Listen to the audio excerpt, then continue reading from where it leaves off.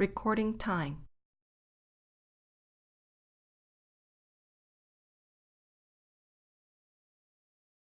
Click on the in or out cell of the day you want to enter your time, and then record your time.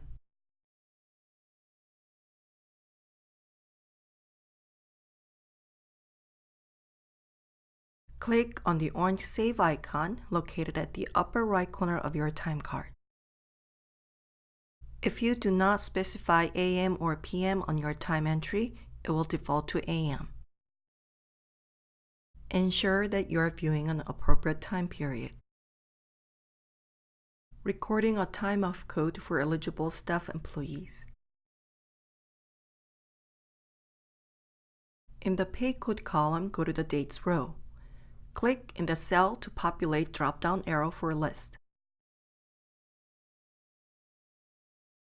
After selecting the pay code, go in the amount column and enter the number of hours. Click Save.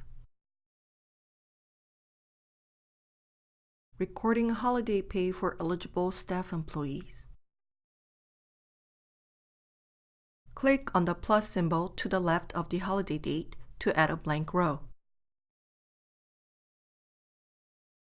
In the blank row in the pay code column, select Holiday from the drop-down list.